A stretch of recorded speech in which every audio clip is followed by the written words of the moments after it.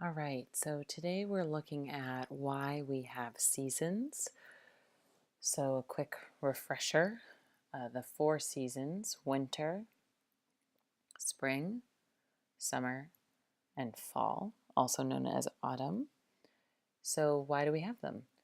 To understand this, we first need to remember this idea that some locations, oops, sorry about that, are colder than others on Earth. So, which location would be colder? Location A, location B, and why? Feel free to pause the video at any time to think about it for a second. So, if you said B, you'd be correct. And in order to understand why, you need to remember this idea of angle of insolation. So, insolation, incoming solar radiation, a shorter way of saying the sunlight hitting Earth. The angle of insolation at the equator down here at 0 degrees latitude is a right angle, a 90-degree angle. So it's a high angle, the highest possible angle. Going up, that angle decreases until it is 0 at the North Pole up here at 90. Now, when that light is at a lower angle, it spreads out more and is less intense, resulting in colder temperatures. So we have location B, lower angle, colder temperatures. Location A, higher angle, warmer temperatures. So as long as we understand that, we can now go into this next piece of new information, which is that the Earth itself is tilted. Now, there's no directions in space, but if you took the path of the Earth around the sun and you made that a plane, a flat surface, the Earth's angle would be tilted from that exactly 23.5 degrees. This is why globes are always crooked. They're always on an angle because of that tilt. So we have our perpendicular to the sun, this line, Earth's axis tilted exactly 23.5 degrees from that angle. That's actually a number that you should remember, though there is a hint in the reference tables that I'll point out in a second. Just as a reminder, the equator is the line that goes around the middle middle of the Earth. Above that, we have the Tropic of Cancer, and below that, we have the Tropic of Capricorn. Both of these locations are exactly 23.5 degrees north and 23.5 degrees south latitude, and we can find that information if we don't remember it in page 4 of the reference tables. Right over here on this side, you can see Tropic of Cancer, equator, Tropic of Capricorn, and it actually tells you the number. It's a little hard to see on the screen right now. So, as a reminder, Earth revolves once every 365.26 days, or once a year. The axis of the Earth is always pointing in the same direction. So you can see that purple line. That purple line running through the Earth is actually always pointing in the same direction. For those of you that remember the North Star, that purple little line is always pointing at the North Star. So the tilt faces the same direction all year long. So at this point, I want you to press pause on the video, and you're going to go to Google, and you're going to Google Earth-Sun relations animation. And when you do that, you'll get a screen that looks like this. And you're going to spend a few minutes looking at this this animation. Before you look at it, make sure you click down here where it says Show Earth Profile, and you'll get the profile. You'll have to press play. You'll press it a few times. The animation pauses and gives little descriptions of what is happening, where the vertical rays of the sun are, what different locations experience different types of daylight. So spend a few minutes looking at that, and then unpause and come back to this talk.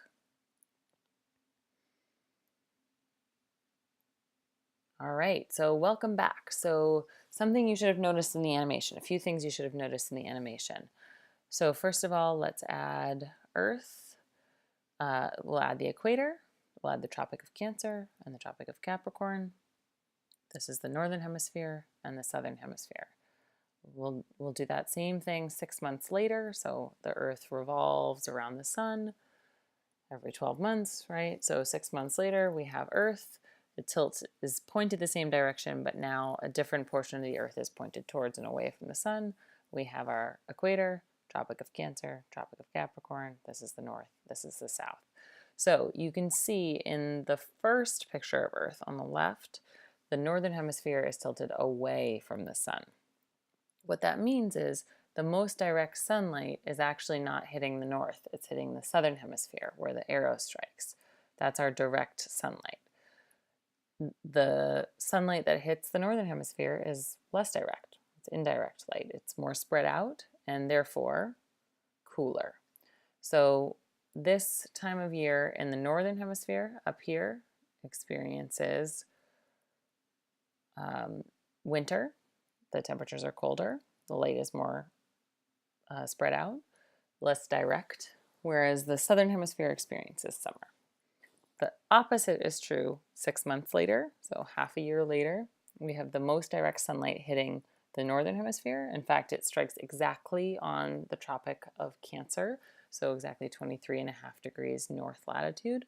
Tropic of Cancer gets what they're calling the vertical rays of the sun, so that 90-degree angle, the most intense light that we can get from the sun.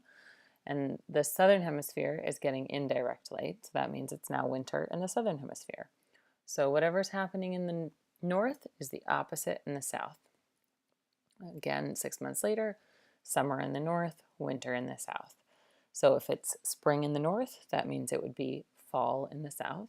If it's fall in the north, that means it would be spring in the south. So it's exactly the opposite all year long, and then that pattern continues. So there are 4 important dates we want you to remember. They are June 20th or 21st, September 22nd or 23rd, December 21st or 22nd, and March 20th or 21st. So the June and December dates are called solstices. You can either call them the June solstice or the summer solstice, and the December solstice or the winter solstice. And you'll remember from the video, those are the longest from the animation, those are the longest and shortest days of the year when we get the most light, the most daylight, and the least daylight. So June, summer, longest days, most daylight. December, winter, shortest days, the least daylight. In March and September, we call those dates equinoxes. Equinox actually stands for equal night. Those are the times of the year when there's exactly 12 hours of daylight and 12 hours of nighttime on every location on Earth. So those are the equinoxes. One little trick for the regions, you can just remember the number 21 and then remember the 4 months. So 21 works for all of them, and except for September, but the regions will accept any date within a day or two of these 4 dates. So if you just memorize 21 and the months June, September, December, and March, you should be just fine. So if we take our 23.5 degrees and we subtract it from 90, we get 66.5 degrees. That number is also going to be sort of important, and you can also find this on page 4 on the ocean currents map. So this line right here is called the Arctic Circle.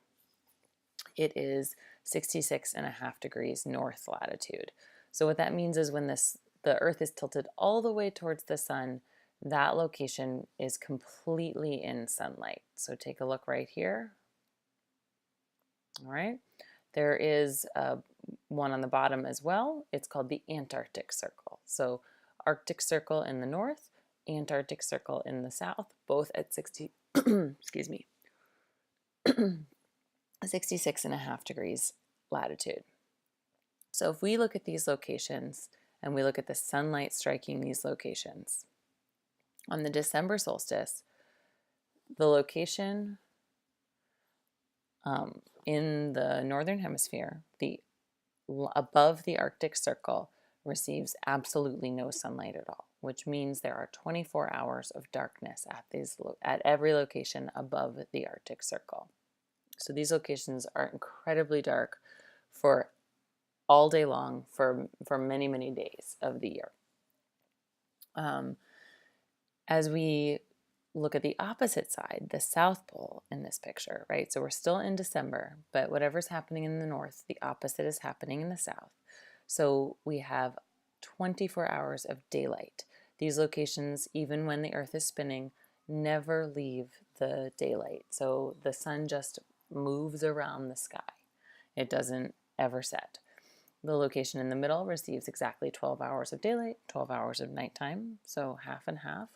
The locations in the north receive more night than day. In the south, they receive more day than night. So feel free to pause or rewind if you want to hear that being gone over again.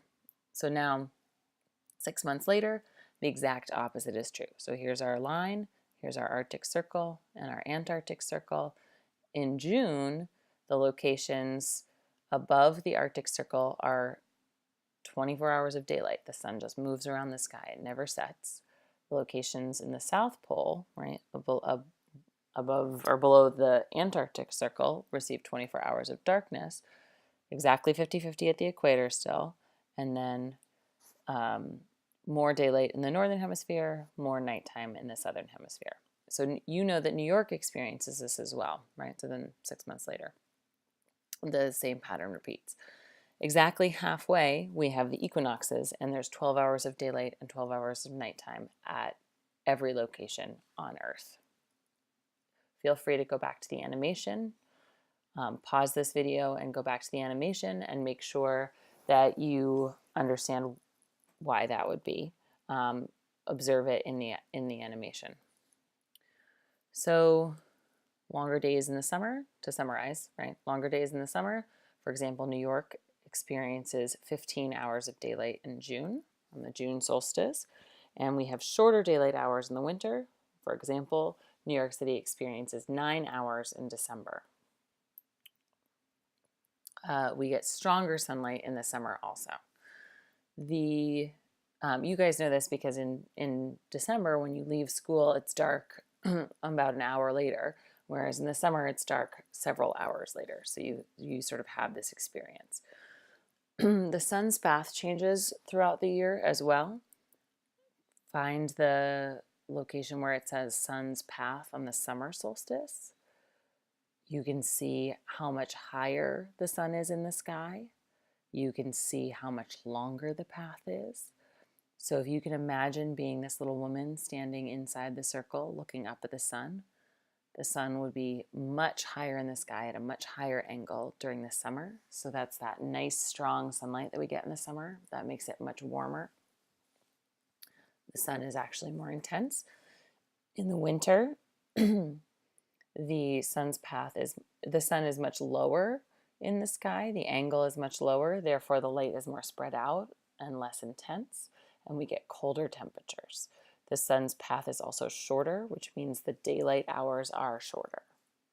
At the equinoxes, it's exactly in the middle. The sun rises exactly east, it sets exactly west, and we have exactly 12 hours of daytime, 12 hours of nighttime.